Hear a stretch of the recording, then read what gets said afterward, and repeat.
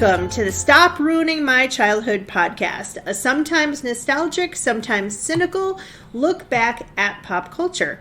Join us as we revisit movies, cartoons, and live-action TV of the 80s and 90s and ask the question, does this hold up or did I just ruin my childhood? My name is Megan. And I'm Steve. And today we are looking at Who Framed Roger Rabbit, which you can find on Disney+. Before we get into our review... It's snack time, and you can't enjoy a good movie, cartoon, or live-action TV without a great nostalgic snack. And today's is Bubble Tape. Hubba Bubba, to be specific, Bubble Tape. The gum that comes on a roll. It's 6 feet of fun, as promised on the outside of the container. Well, that's the promise, but we'll have to see whether it holds up. So, Steve, tell me, as you're opening this, I have to say, this is bubblegum flavored. The roll kind of looks like Pac-Man when you open its mouth. And you can smell the bubblegum. Oh, yeah, it's got that 80s Hubba Bubba bubblegum smell to it. It reminds me of my favorite, Big League Chew. Yeah, we're going to have Big League Chew another time, but we couldn't find it for this week. While Steve is taking in either the glory or the horror that is Bubble Tape, Hubba Bubba, my memories of Hubba Bubba are like you're in line at the grocery store and you see the Bubble Tape and you know that if you just get a pack of the Hubba Bubba, you're going to have to eat like 8 pieces for the flavor to last more than 30 seconds. And you beg your mom to get the Bubble Tape and she says no. Yeah, the great thing about Bubble Tape was it came out and like as a kid, 6 feet of bubble gum seems like an eternity. Yeah. Like you're going to have Bubble Tape forever. It was at the same time Fruit by the Foot came out. We'll have to try Fruit by the Foot again. I hate this. Remember Fruit by the Foot, which was fruit roll up, but in a roll basically. Big roll. It was the fruit roll up equivalent to Bubble Tape. I hate this bubble gum. This is glorious. No, my problem with this bubble gum is I've mentioned this on the show before. I have a lot of food allergies. One of them is to mint. So when I would go to the dentist, as a kid, he'd have to use bubblegum flavored toothpaste, and this is what it tastes like. I don't like this at all. When I chew gum, like Hubba Bubba, even, I used to like the kind that had the 2 flavors. Do you remember? It's like a square of gum, and it would have like watermelon on the outside and like strawberry on the inside. Yeah. Okay. This is phenomenal. And it goes exactly with the theme of today's movie, Who Framed Roger Rabbit, because when you look at Jessica Rabbit, you want to say Hubba Bubba. Which I think, do they? I think they do at some point. They might. Yeah, so that's why we picked this for today, Hubba Bubba. We are grading out of carrots, although I have to say, after watching the movie, we should be grading on a scale of Scotch on the rocks, but... we don't drink, and this is a family-friendly show. That's true. So we're grading out of carrots, 1 out of 5 for the snack, and 1 out of 10 for the movie. So out of 5 carrots, how many do you give Hubba Bubba Bubble Tape? I have to give it 4. It was excellent. I have to give it like one moldy carrot. I do not care for this. We are split on this just like as much as we were last time we talked about candy cigarettes.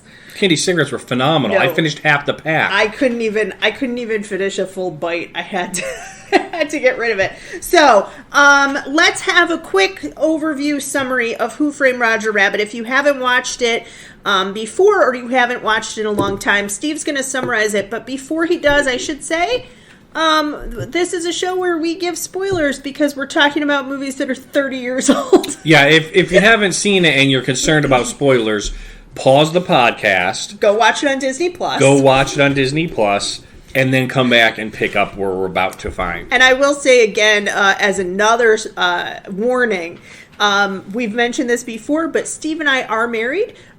Be careful if you want to play along at home because you might really disagree and you might end up ruining your childhood and possibly having a little marital spat. Yeah, this is not something don't try this at home. Okay? We don't recommend it for everybody, but if you want to play along, do it.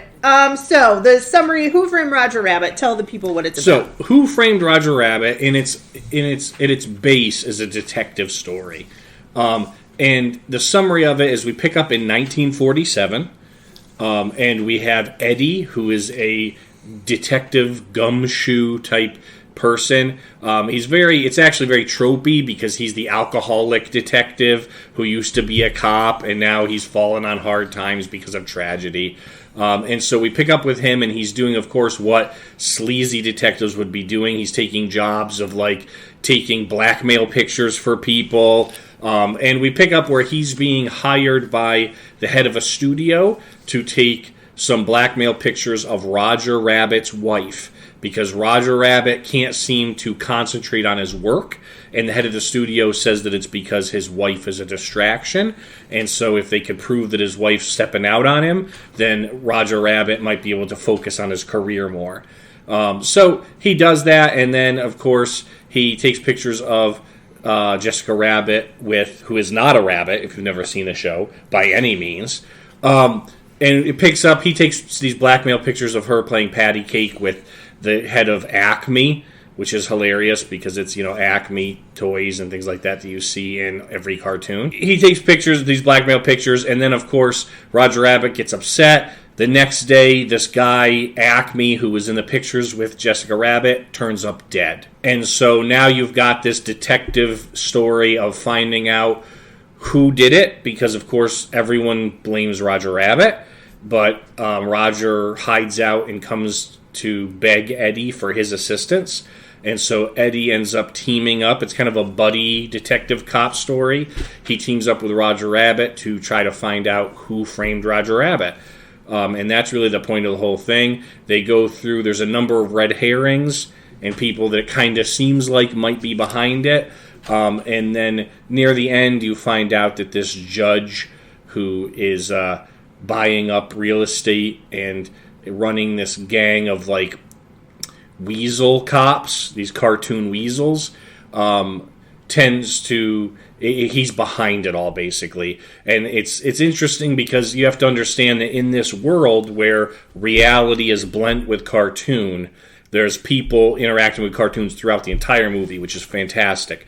And then, of course, real world neighbors up against Toontown, which is this cartoon version of a world that real people and cartoons can go in and out of.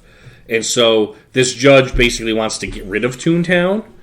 And so he has this master plan to use this stuff he calls dip, which is basically like paint thinner. Yeah, it's because turpentine. The toons are all, painted and drawn. Yeah. And so he can kill these toons or all of Toontown with this dip stuff.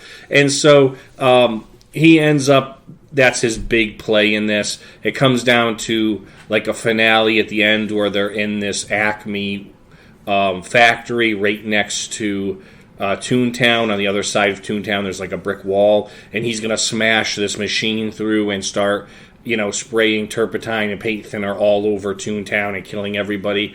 And Eddie ends up saving Roger Rabbit and his wife. He finds out the judge was behind not only killing Acme, but also killing his brother, who you find out during the course of the story that Eddie and his brother used to be very fun-loving. They used to work for Toons, and they were a detective duo until a Toon killed his brother and was never found. And so comes to find out this judge is the Toon in disguise that killed his brother. And so he gets revenge by he runs over the judge with a steamroller, and then the judge pops up as a Toon, and then he ends up spraying dip all over the place, and the judge melts like the Wicked Witch of the West. In the end, everyone lives happily ever after. So that's kind of the overall summary of the plot of the movie. So, Megan, what are some of your history fun facts? I actually have a lot of them for this movie, so I don't want to overwhelm people. If you want to read more about it, there are some great articles that you can find, fun facts about Who Framed Roger Rabbit. And there's also, we watched, I think it's about 40 minutes long, about the making of the movie. Mm-hmm. But just to give some kind of historical context. So first, we kind of didn't mention the cast, but Bob Hoskins stars as Eddie Valiant. We have Christopher Lloyd, fresh off of Back to the Future, as Judge Doom. Joanna Cassidy is playing Dolores. Charles Fleischer is Roger, and then Kathleen Turner is Jessica. But they also have a number of other voice actors. Mel Blanc voices Bugs Bunny and Tweety Bird. Russie Taylor, who plays Minnie Mouse. Mae Questel, who plays Betty Boop, and just a large number of other people. So it is on Disney Plus, and the first question people sometimes ask when they see the movie is this a Warner Brothers movie or is it a Disney movie? Because there are characters from both. And it's interesting that they teamed up. So a little bit of the story behind it, there's this book called Who Censored Roger Rabbit by Gary Wolfe, which I did read for this episode. He wrote the first book around 1981. It's quite a bit different. It's set in the 1980s. It's still this like parody of noir, where you have a grizzled detective, but the plot is quite different. Roger Rabbit goes to him asking him why he's not being given his own comic strip. So in this world, all the toons are doing comic strips like you would find in the Sunday paper, and they talk in balloons. And so the comic strips are like photographs of these cartoon characters speaking in balloons. They can also create doppelgangers of themselves for difficult shots. So, like, if a toon needs to be, like, stuffed into a big, like a big tuba, right? They would create a doppelganger of themselves so that they don't really get hurt, which is kind of interesting. But Disney picks up this property. They had a split. Don Bluth worked for Disney for a long time, and he split with them and formed his own company. So he does movies that we're going to talk about in other episodes, like Land Before Time and American Tail. And Disney starts to really suffer. They go through this period in the 80s where they're making some movies, but not really many. After they have the Black Cauldron, they don't make anything for like 3 or 4 years. And meanwhile, Don Bluth is making everything in the 80s that's animated. Right. And they did Oliver and Company, which is, I don't know because, well, we haven't talked about it yet on the show, but I remember it being like, it's okay, right? And so this is kind of a movie that put them back on the map. And it kind of has been said that it kicked off the Disney Renaissance, where we get Aladdin, Little Mermaid, Beauty and the Beast, which I think was the first animated movie nominated for an Oscar. For Best Picture, we have Lion King, right? All of those that come about after this. So it really was a real collaboration with Steven Spielberg from Amblin Entertainment, who at this point is blowing up, Indiana Jones and E.T. and Goonies and all of those things. Robert Zemeckis, who had just done Back to the Future, and Disney, and then they also paid Warner Brothers for the use of their characters in this movie, with the provision that they had to have the same amount of screen time as the Disney characters. Yeah. So what they did is they pair them up. They have Daffy Duck from Warner Brothers and Donald Duck from Disney, and they're in the same scene. They have Bugs Bunny and Mickey Mouse in the same scene.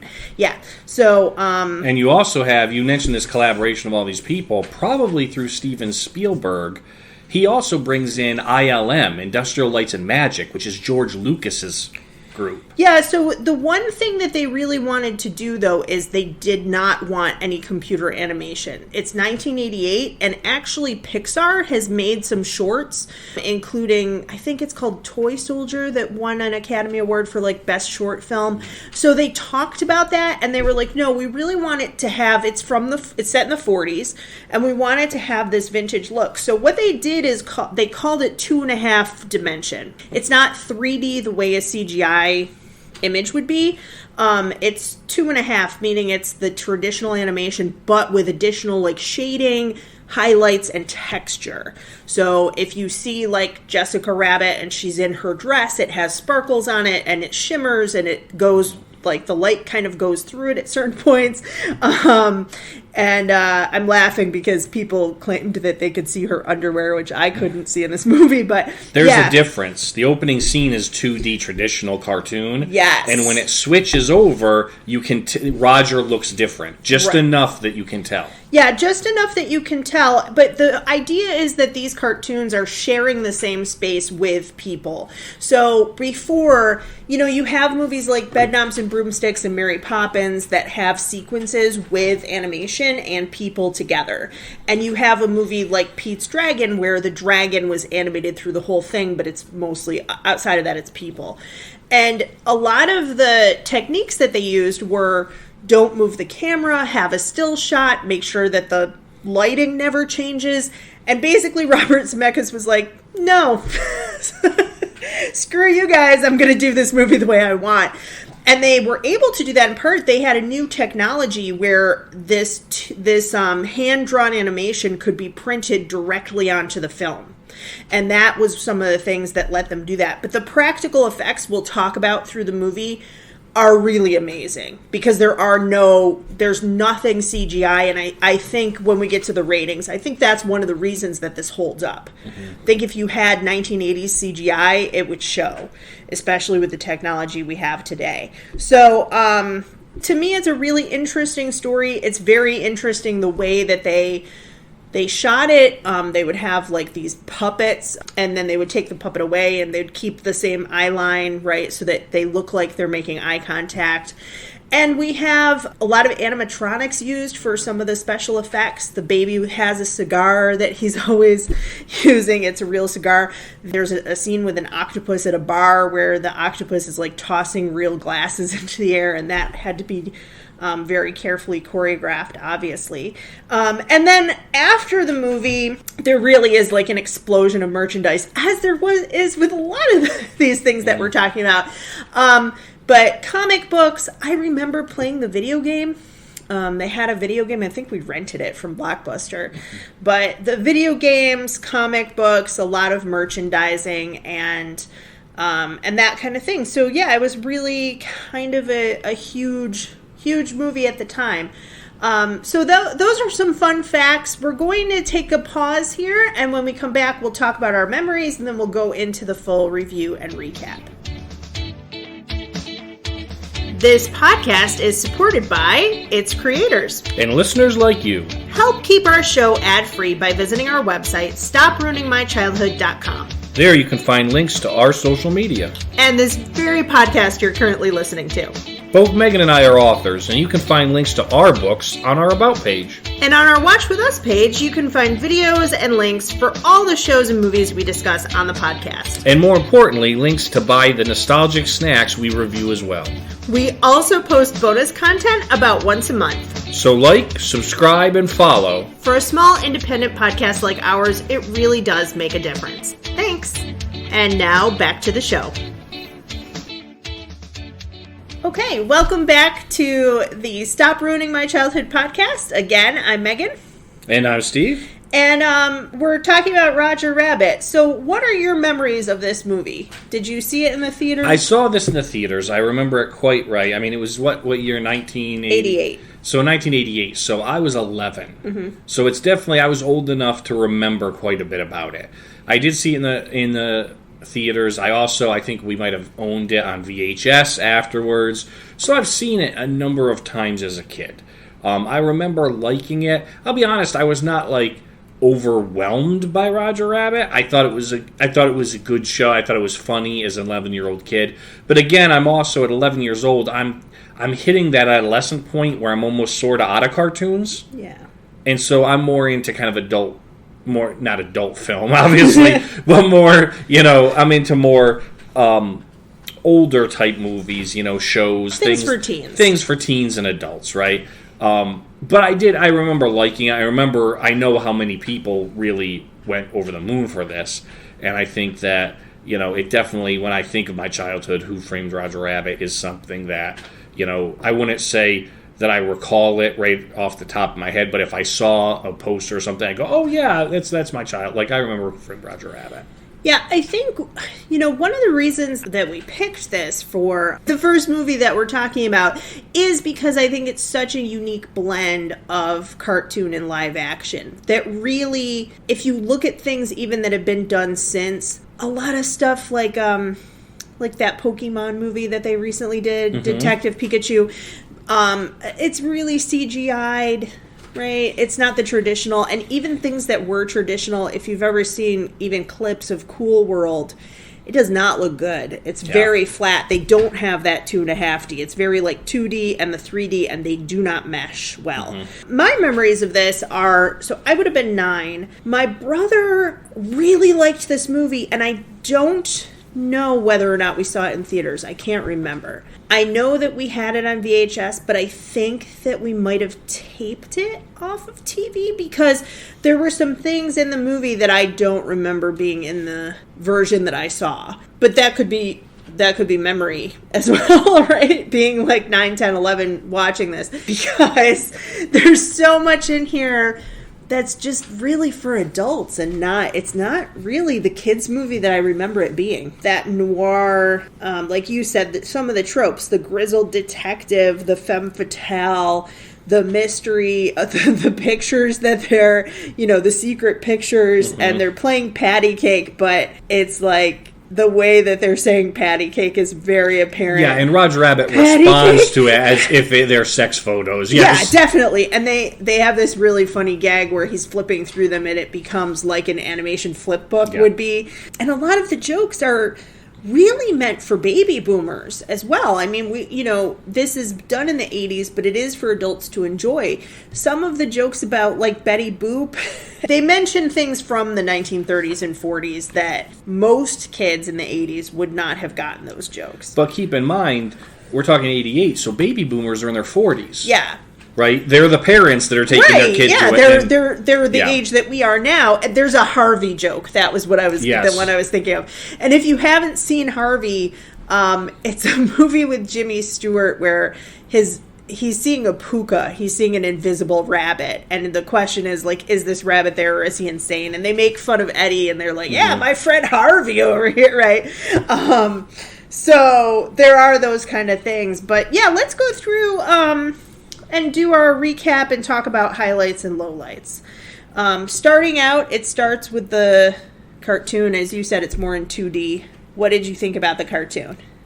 I liked it. I mean, the initial opening cartoon was funny. It's kind of like a short that they would play in a theater. It would seem to be the point. There's a lot of callbacks, right? Mm-hmm. It's Roger babysitting this baby. And trying to keep the baby out of trouble, and everything the baby's doing is the baby's, turning on the stove as it crawls across it. It's flicking knives across the room, right? Roger ends up in the oven, right? They're very old callbacks to animation. And the other thing I love, which is a callback to 40s, 50s, 60s animation, and even 80s Muppet Babies, is the mom, you only see the legs. Yes. It's all shot at the baby / Roger Rabbit's level. Yeah. And it really is. You're mentioning 40s cartoons, and if they watch at one point a Goofy cartoon, but it very much is in that range of Goofy, like the cartoon character is in peril, and it's like improbable physics. Yeah. Right? And it's slapstick cartoon. It's slapstick, it's slapstick comedy. They made more shorts after this. Like, they showed one, I know, with Honey, I Shrunk the Kids. They showed another. They had, I think 3 shorts, and they were very much the same as this opening. Yes. What I realized later, in doing the podcast stuff and thinking about it and trying to analyze it a bit, part of the reason that they have this, first, is to show that these are cartoons who are trying to entertain and then bring them into the real world, right? Like, the director yells at Roger for having Tweety birds around his head after he gets knocked out instead of stars. But you don't see Roger after this for another 20 minutes. So I think that it's very important that you have this short so that especially for kid viewers, that they're drawn in, that they like Roger, they think he's funny, and they're willing to wait the next 20 minutes before they see him again. So after that, we follow Eddie, and he really is this grizzled alcoholic detective. And when he goes in to talk to R.K. Maroon, who is supposed to kind of be maybe one of the Warner Brothers, maybe Walt Disney. This was one of the highlights for me, is that you could take the cartoons out of this and have it be a really cool noir film about old Hollywood, but they have all of these gags in the background, And as Eddie's going into the offices and then coming back out, like there's a guy playing the saxophone, and the brooms from Fantasia are sweeping up. There's the hippo from Fantasia sits down and breaks a bench, and this guy goes flying. A real guy. So again, it's these practical effects. Dumbo shows up in the air and scares Guys Eddie. are loading crates, and one of them breaks open, and it's the band playing themselves, like the instruments. And they're running around and they're trying to grab them. And it's just so funny. And it really, to me, it did. You mentioned Muppet Babies, and it reminded me of the Muppets, that we are suspending disbelief to say, okay, this is a world where both of these things, they coexist, right? So then we meet Dolores. What did you think of Dolores? Dolores is Eddie's flame, basically, right? He used to be Eddie's girlfriend until he went down the bottle because of his brother's death, right? And there's callbacks where he's looking at old pictures of them on the beach at Catalina. She's kind of the voice of reason, but it's interesting in the story, I thought, that she's the voice of reason. She's supposed to be his solid rock, right? But Eddie has obviously become an alcoholic, and she runs the bar. Yeah. So she's also like she's enabling. She's also the enabler in the piece, right? Yeah, I felt like, I don't know the sequence that they shot this in. Joanna Cassidy, I also remember from being in Don't Tell Mom the Babysitter's Dead. She plays the boss. That's the other thing that I know her from. But she's very... I felt like her acting was a little bit stiff in the beginning of this movie. I think she's supposed to be kind of like a tough as nails. She's seen it all, but she's also supposed to be softer because she's like his heart that he can't really show, right? And they're still together, but they've seen this hard time, and his brother's died and all that. But to me, I don't know. I didn't feel that. In the beginning of the movie, I didn't feel that chemistry between them, and I wondered if they shot those scenes first, because later on, I feel like there's it almost more. Seems like she's a friend of his at the beginning. Yeah. Then they led on to the Catalina thing and the pictures, and it's not until they almost kiss in the movie theater that you're like, oh, okay, like there's still a thing there. But I mean, let's point out too, is Bob Hoskins, who does a phenomenal job as Eddie here, is amazing, is not your typical romance actor. So it's not someone that, you know... He's not like a typical heartthrob kind of guy. And that's one of the things that I did like, is that they look like normal people. I mean, they're actors, but they're not like... Originally, they thought about casting Harrison Ford in that part, and it wouldn't have worked the same way. And I don't know that Harrison Ford would have had the ability, as Bob Hoskins does, to at times he has to be goofy. Yeah, I don't think Harrison Ford has the comedy chops to pull that off. Comedy chop. Harrison Ford does have a sense of humor, but it's a very dry, sarcastic. It would not really have fit in this movie.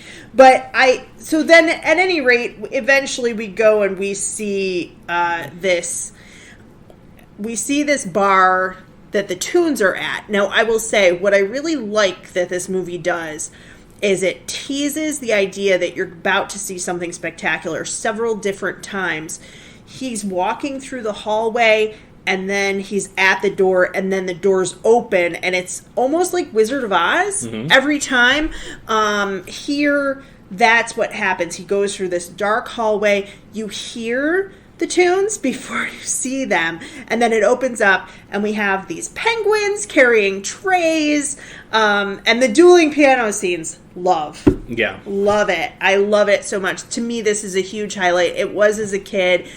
I finally was able to go to a dueling pianos bar when I was like 30, and I was like, finally, my Who Framed Roger Rabbit dreams have come true. What's great is because they utilize Donald Duck and Daffy Duck as animation doing live action pianos, right? Yes. They're able to do dueling pianos, but at the same time bring in the physicality of animation. So they're slapping each other, throwing each other inside the piano, right? It ends with Donald firing a cannon right out of one of the things and almost blowing up Daffy Duck. And it really is like finally this is how animation and those, like we talked about the peril that we see in the early clip, right? Yeah. You're finally seeing like the manifestation of that in the real world. It's Yeah. so great. And the detail here, I mean, the penguins are carrying real trays with real drinks. I mentioned the octopus earlier, but the detail of the pianos, they are moving the keys, right? They're probably player pianos somehow hooked up. But you can see the tunes there's a reflection of both of them because the pianos are grand pianos. One's black, one's white. They're both very shiny. And it's that level of detail that is one of the great things about this movie. It's meticulous. There's a lot of contrast, too, right? Donald is playing the black piano. Daffy's playing the white. Now, they swap in between because it's this battling pianos thing, right? They swap back and forth, back and forth. It's very visual. It's awesome. And, there's this great throwaway line at the end. You've got this escalation where first off, they're just playing against each other. Then they're, like, slapping each other. Then they're throwing each other around. Then, like, they're really getting very violent in a cartoon sense. Donald blows a hole through the black piano with a cannon, almost killing Daffy, right? And then they drop, basically, the two hooks come out and grab both of them, pull them off. And the waiter says to Bob Hoskins, right, they're here every night. They never finish. Yeah, they never finish and it's just a throwaway line. And they do zoom-in shots of, like a real movie. That's what Robert Zemeckis wanted. He filmed this like a real movie. They zoom in on the Donald's tail feather, zooming the keys, right, going down the keys. But then we have this reveal of Jessica. What is so great is that her name is Jessica Rabbit, and if you've never seen this movie before, and certainly audiences at that point would not have, the reveal that she's not a rabbit. Because you would expect it, right? You have Minnie Mouse, who's married to Mickey, right? Daisy Duck, right? Everybody you would expect to be that she's a rabbit. And Eddie's mouth hangs open, and Betty Boop is there, and she's kind of... Also, I need to mention this. It's kind of implied that she and Eddie were a thing at one point. Like, she's like, oh, Eddie, haven't seen you here in a while. That maybe that they kind of had a fling before he was with Dolores. I don't know. But you have Betty, who was black and white. Who was a black and white, but also kind of a black and white, I don't want to say sex icon, but sort of a cartoon, right? Yeah. She was like the ideal sexy woman cartoon, right? Many years ago. And then all of a sudden, Jessica Rabbit steps out, who is like the updated version that pales Betty Boop in comparison. So Jessica Rabbit really is drawn to be like a Tex Avery cartoon. I mean, Tex Avery also drew Bugs Bunny and things like that. But there are some cartoons from the 40s that were really not meant for kids, like wartime kind of cartoons. And they would have these women, and one of them is called Red Hot Riding Hood. They're almost drawn in a pinup style. Yeah, it's like which is what she is. She's drawn very pinup-y, very Barbie. She has little feet in high heels. Yeah. Huge breasts, right? Yeah. Curves that are very that are drawn to excess. Yeah, they're meant to be, I think, and in the making of, Robert Zemeckis says, like, if she was real, she would fall over. Yes. Because nobody could walk around in those proportions. And a sequin dress that would not stay on in real life. Yeah, but if you look at Red Hot Riding Hood, that character looks almost exactly like Little Red Riding Hood from that cartoon. And similarly, a chanteuse, that's her job. She is a lounge singer. Now, as an adult watching this, way more sexual than I remember. Way more. It's almost between being a lounge singer or a cabaret singer, whatever you want to call it. Almost was burlesque. It almost is. Yeah, she's not exactly stripping, but she comes up to the men, and again, the interaction between animation and live, but she takes a cloth and rubs it on this bald guy's head. She takes Eddie by the tie and pulls him forward by the tie, and then lets the tie drip out of his hands. She's sitting in laps. She sits in his lap and shoves his hat in his face. Extremely sexual. This is a movie that's PG, and it's not PG for this reason. It's PG because there are, like, weapons, basically, in it. But that part, it did surprise me. I mean, I just didn't remember it being quite that. If I was watching this with kids, I would feel awkward. The great thing, all I can say. The great thing about this whole scene, and it is Jessica Rabbit's interaction is part of it.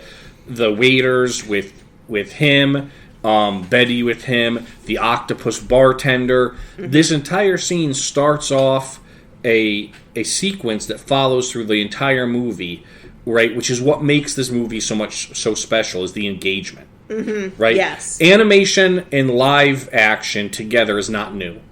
Right, at this point, especially with Disney. But it's not new, right? You go back to 1964, you're talking 44 years earlier, you've got Mary Poppins. 24. Yes, I'm sorry, 24. That's 64 okay. to 88, yeah. right? So 24 years earlier, you've got Mary Poppins, where you've got cartoons interacting with, right? And then also that same year, you've gotten a hidden gem, which is one of my favorite childhood movies that a lot of people don't remember. You've got The Incredible Mr. Limpet. Oh, yeah, I forgot about Mr. Limpet. Right. Yeah. Which is Don Knotts. Yeah, as a who fish. turns into a fish.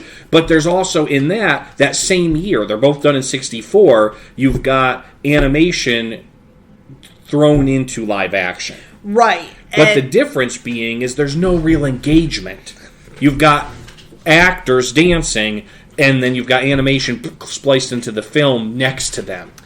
This scene tells you this whole movie's going to be different because you've got characters hugging, sitting on laps, right, handing drinks. You've got Daffy and Donald touching real pianos. Yeah. There's live engagement and there's touch that you didn't have before. And up to this point, like I said, it was more in the background, right? Yes. Now we are fully, and that's why I think it takes them through that door the way that they film that, so that you're fully immersed in this world.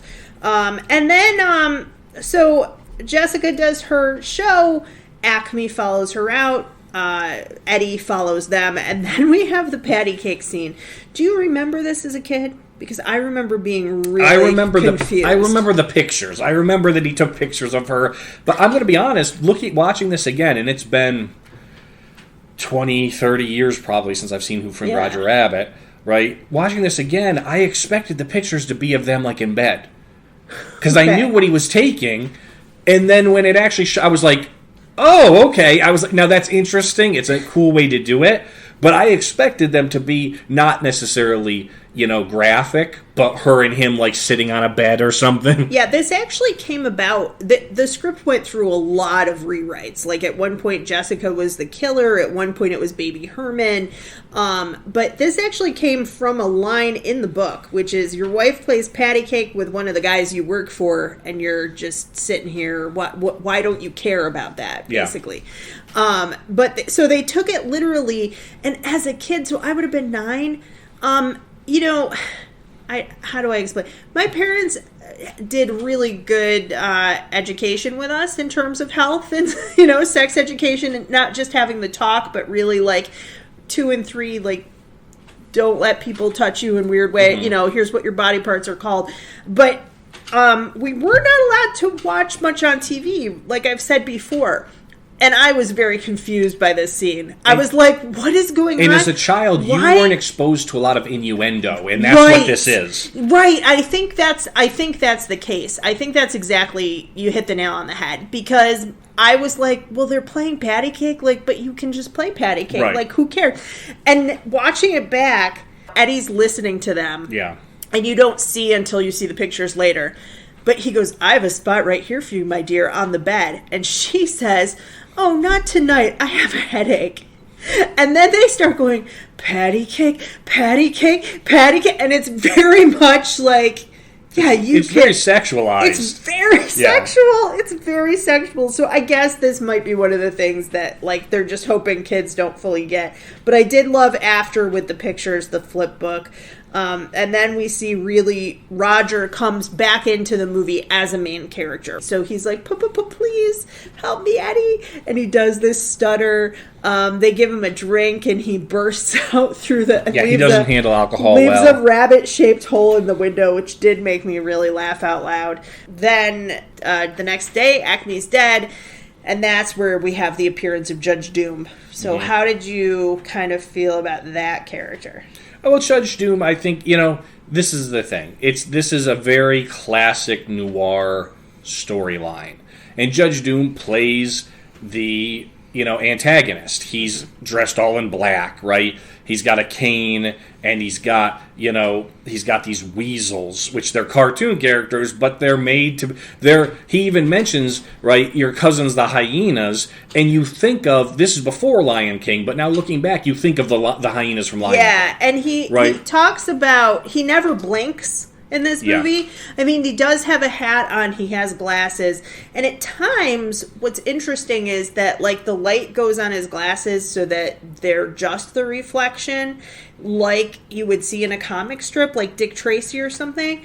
First of all, I didn't know as a kid that this was the same person as the guy from Back to the Future. Right. So the acting here really is great. He looks totally different than he does in that movie and some of the other things I've seen him in.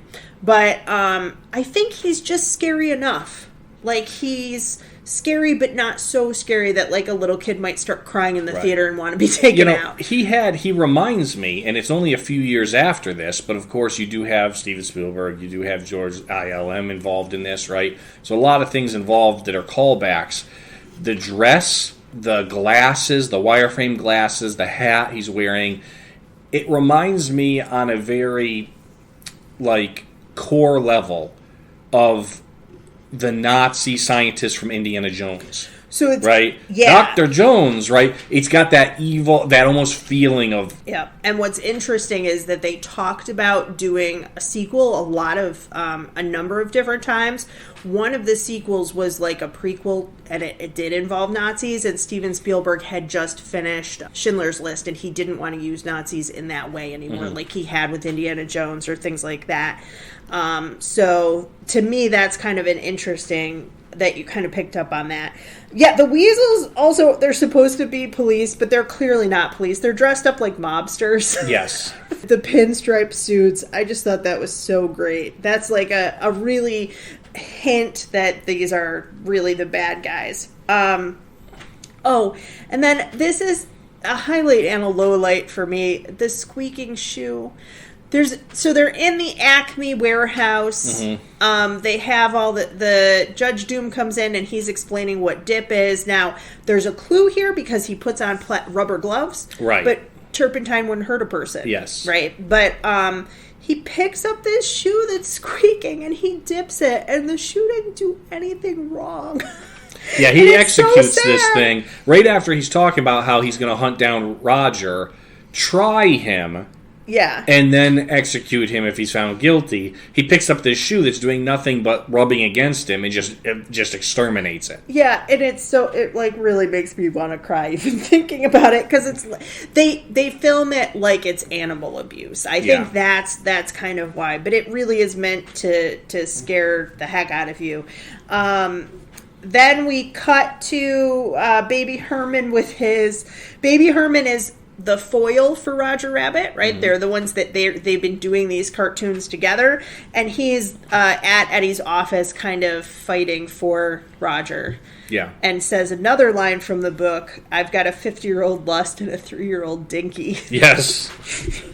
Yeah, after he smacks the live-action babysitter or nanny that's driving him around in his little buggy on the butt, right? But I think this is the part where it really, for me, started to really pick up in terms of the comedy, because now you have it's a buddy comedy, right? Yeah. They're not cops, but it's kind of in that buddy cop genre. Well, this opening scene where Roger is hiding in Eddie's apartment, this is where it starts the buddy duo thing, right? And of course, it's classic buddy duo is you have one where Eddie, who has nothing to do with the other. He's the straight man, and he doesn't want to help Roger Rabbit, right? Roger, of course, handcuffs himself to Eddie, and then you've got this hilarious, scene of physical comedy of them running around, throwing themselves around the apartment, but then the weasels come in and they have to hide Roger.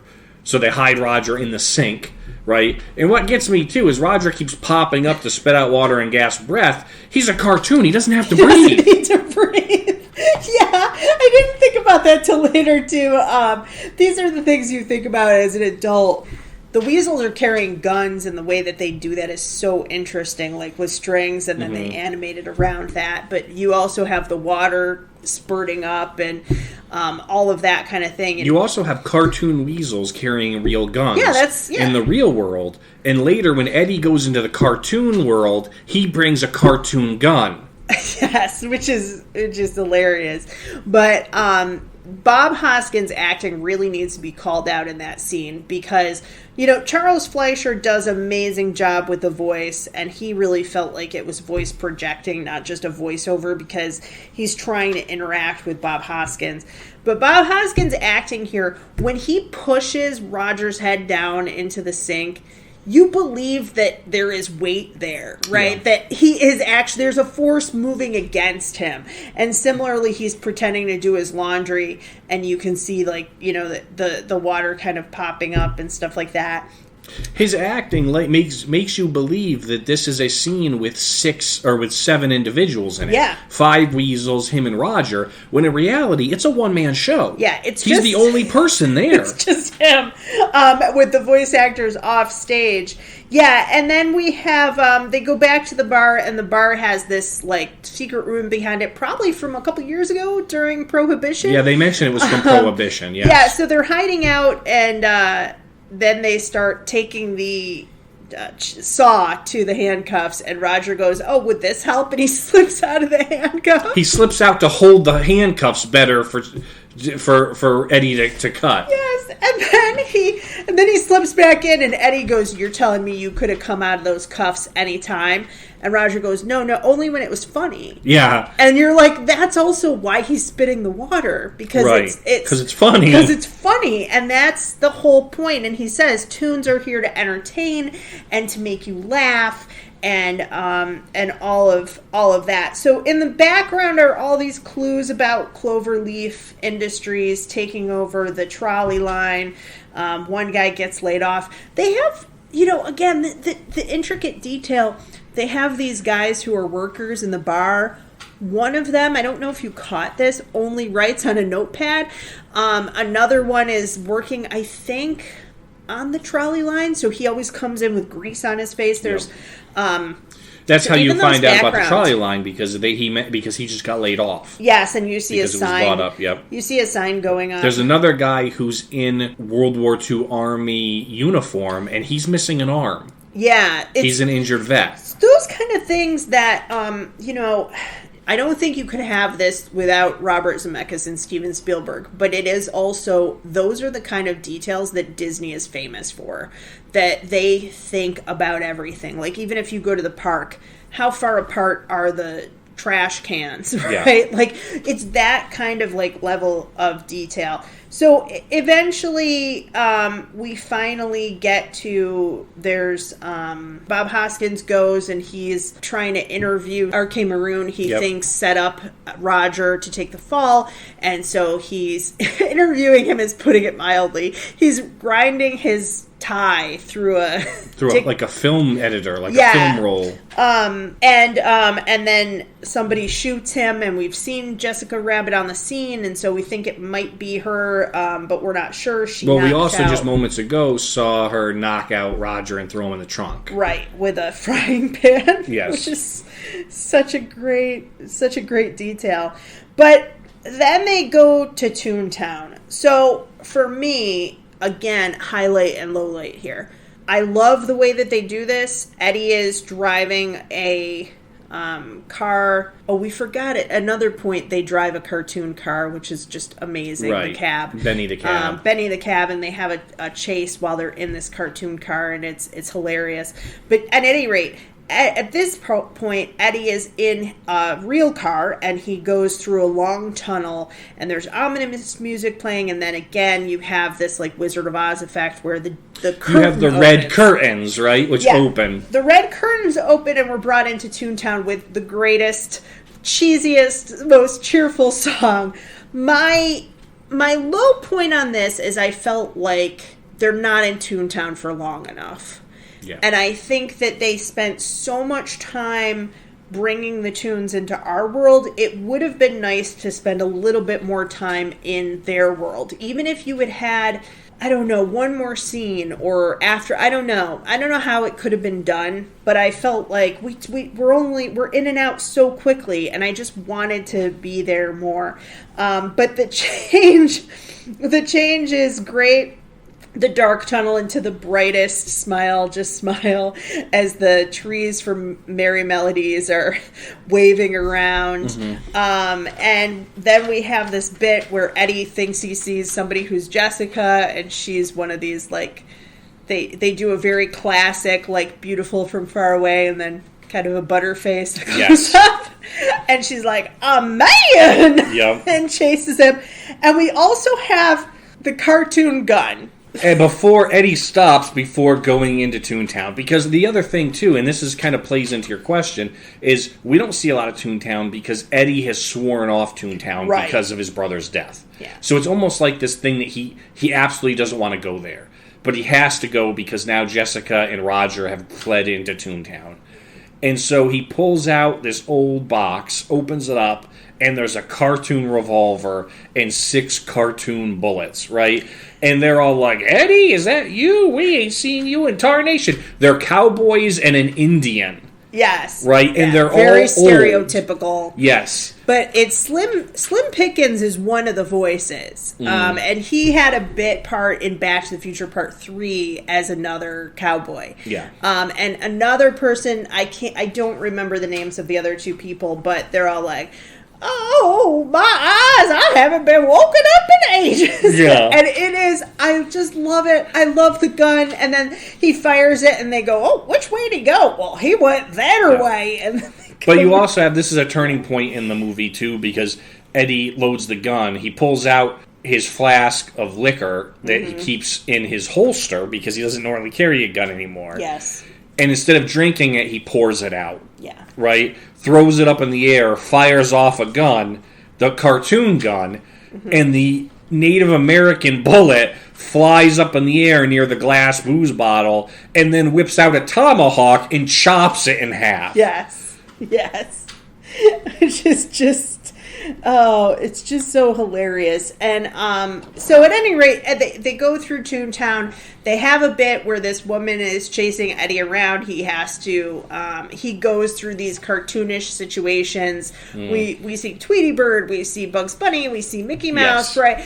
And he goes off a building and falls and then is given a spare, but he thinks it's a parachute, but it's a spare tire. Yeah. So it's these very, like, cartoonish gags. He pulls up the road and has her run into the wall, and that's how he gets away from her. And then we very quickly come back into the real world. So then we're back in the Acme warehouse, and we have the classic, like, villain tells you his whole plot. Right. Right? And so Judge Doom is talking about what he's going to do to these characters and why he's going to dip them. Jessica and Roger are tied up with tune-resistant rope, so to kind of explain why they can't just get out of it. It's tune escape-proof rope or something like that. Yeah. And then at a certain point, the judge leaves to let the weasels finish the job. So this is my low point for the movie because Eddie does a song and dance to distract the weasels and to make them laugh. What did you think of the song and dance? Well, to make them laugh till they die. Right. Right? Because they've mentioned 3 or 4 times that if you laugh too much, you can die. Yeah, that's how their cousins died. It's not the high point of the movie. Bob Hoskins does a great job of trying to do it. It's very slapsticky, it's very clowny, but then again there are callbacks because when at the beginning of the movie when it's showing pictures of him and his brother, it shows that they were at Ringling Brothers as children. Right? It's very clown Ringling Brothers circusy. Yeah, where he's juggling and he throws cannonballs up in the air and they hit him in the head. I think this is one of those things where it's like it is the podcast name, Stop Ruining My Childhood, because this is like another example, like in Harry Potter where they all clap at the end. I hate it in movies when people clap. But it's like that, or Napoleon Dynamite's dance, right? The final scene in Footloose where they all dance at the prom. Right. It's supposed to be kind of like that. And I think for kids that they would find it funny. It also, I would say, in looking at it and thinking about it again, I think it's supposed to be awkward at first because he hasn't done this in a while. Yeah. So it's supposed to be kind of awkward, and then he gets into it, and you do feel the tension of the dip.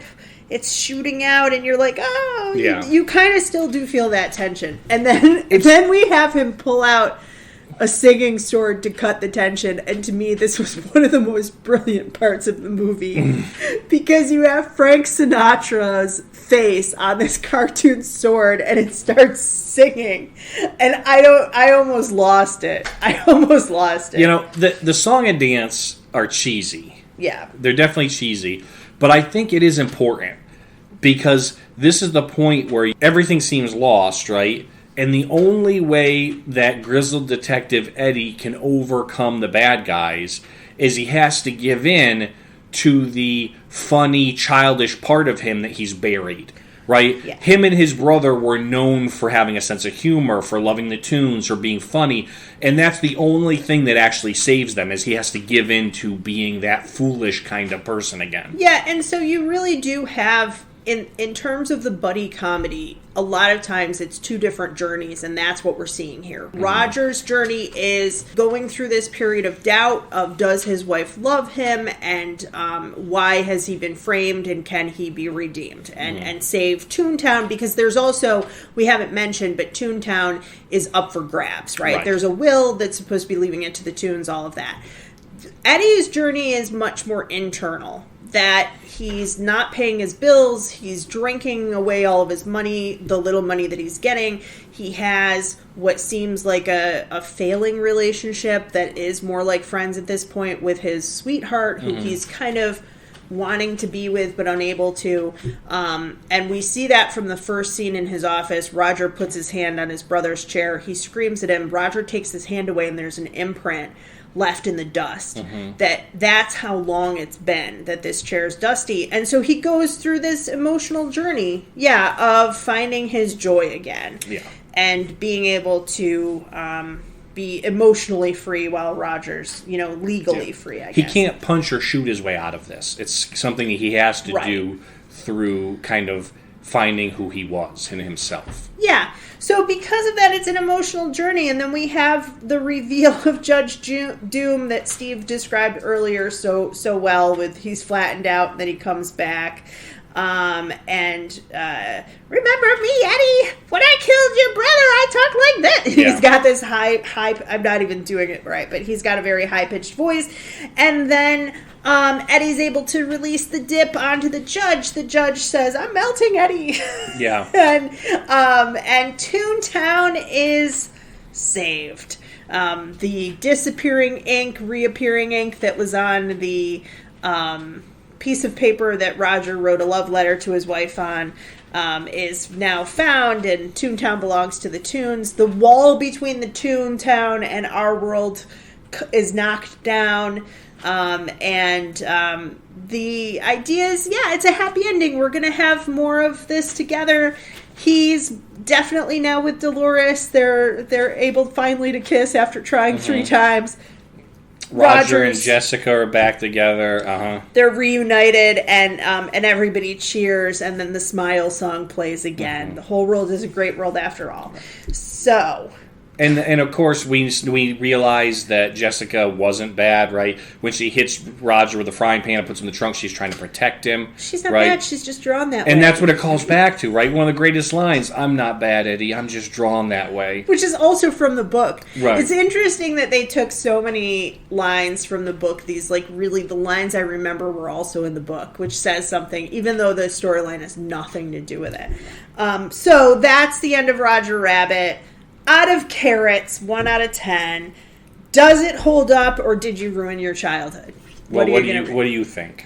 I will say this. I think there are some really funny gags. It's a solid noir story, even without the cartoon characters. But the cartoons add, everything, as I said, was so meticulous. It has kind of a quaint look, but it doesn't feel dated, in part because it's set in the 40s, so it's a period piece anyway. If it was set in the 80s, I don't think it would hold up as well. But it's really well acted. The practical effects, smoking the cigar, breaking the dishes, holding the gun, holding a tray of scotch with actual rocks in it. There are all these little jokes, and I really enjoyed watching it again. Yeah. I really did. I kind of feel the way you said as a kid. I feel the same way now. It's a great movie. Technically, it's done very well. I think it won 4 Academy Awards for technical and, special effects. Noir isn't my super favorite. Right. So I think a 7 or an 8 out of 10. I think that's about where I am. Okay. Yeah. How about you? Well, there's a few factors here. First off, I love noir. Right, I'm a detective fiction person. I love that genre. This is a callback. They did it right. Yeah. There's a lot, the thing with noir is, unfortunately, classically, the trope of noir is it's cheesy. And this was not. It could have been a call to a detective film, but kid-friendly and a kid film. It was not. If you take everything else out of this and just look at it as a detective story, it was great. There's a detective who, as we said before, goes through a change, right? There's a hero's journey for him. There's a great mystery, because until the end, you're not really sure. Yeah, there are red herrings. It could have been a number of people, and as you said, it kind of shows that even when they were writing the script, they had different ideas of who it could have been. And I will say this to your point. Now you're kind of making me reconsider. You already got to review. You don't get to change. Well, and no, you don't get to do I'm anything. going to change. I still give it an 8. I think it is solid. It's just I would reserve a 10 for my very favoriteest movie of all time. But this is an adult movie that kids can also enjoy. And I think that's kind of what you're pointing to. That a lot of movies for families now are made for kids, and then they try to put in jokes for adults, and this is the opposite. Right. This is a movie for adults where they try to put in some jokes for kids. You've got that aspect of it. It's a great noir detection film, right? Mm-hmm. It's really great as far as the callback to a lot of the cartoon characters. Daffy Duck, Donald Duck, Mickey, Bugs Bunny, there's, the gorilla in a monkey suit, right? They have some new characters with Roger and Jessica. Betty Boop shows, right? There's all sorts of classic cartoon callbacks in this that make it interesting, that make it enjoyable. And as we mentioned before, strengths like the engagement between the two worlds I found was really interesting. I think part of the reason that they didn't spend as much time in Toontown is because that had been done before. Mm. When we think of when we think of Don Knotts, when we think of Mary Poppins, those two films were real people that had been thrown onto an animated background. Yep. The new part of this was the tune in the real world. And that's where they really shone on this aspect, right? So I'll say this. Who Framed Roger Rabbit? What they should have called it was Who Stole Adult Steve's Heart? Right? I'm going to give it 9 carrots. All right. Because I enjoyed it much more as an adult than I did as a child. And I think it does hold up. I think one of the amazing, probably one of the best choices they made in creating this movie was to make it in 1947. Because it holds up. There's no cell phones. There's nothing that's dated. And I'll give it a 9 too. No, you can't change. No, you have 7.5. It's on the books. No, I said an 8, but I think you're right. And in thinking about it, I do think I enjoyed it more as an adult than I did as a kid. There, again, things like the patty cake scene that I did not understand at the time. All of that. So we'll call it a 9. A 9 out of 10 for Who Framed Roger Rabbit. And again, you can find that on Disney Plus. The making of Who Framed Roger Rabbit is on Disney Plus. It's also on YouTube, and you can find the shorts on both of those as well, both those services as well. So 9 out of 10 carrots. Steve rated it. Megan copied him. You all heard it. She changed it. Just as a point of order. You convinced me. You had a good argument. So that's it for Who Framed Roger Rabbit. On our next episode, if you haven't listened to us before, we look at a movie and then a cartoon and then a live action show. So next week, we are looking at Strawberry Shortcake. And I have a feeling that it's not going to be as rated as highly as Who Framed Roger Rabbit, but we'll see. And then outside of this show, tell people where you can find us. Well, you can find us at Roll Again channel on YouTube, where I host a number of Dungeons & Dragons themed programs. Live action campaign. Live action campaign and a few different short videos. You can find us there. And you can find our books right now on Amazon. I write under the name MC Hall for books for adults, and my book Smothered and also Sutherland are up there. And I write under Megan E. Cassidy for books for kids. And if you like noir detective fiction, I write, my author name is Douglas Alexander, and I have a book that came out in 2019 called Killer Curriculum, which I am working on the sequel to as we speak. It was pretty well received, so you can find it on Amazon, Killer Curriculum, and it is a callback to the same type of detective noir genre. Yeah. And that's where you can find us. Find us on Amazon and support the podcast by looking at our books. And definitely check out Roll Again, because we have a lot of fun playing Dungeons & Dragons with some of our friends. So that's it. Thank you so much for listening. Don't forget to leave us a review and tell your friends, because it really does make a difference for a small podcast like this. Other than that, have a great day, and we will see you next week with Strawberry Shortcake. Thanks, everybody. Thanks, everyone.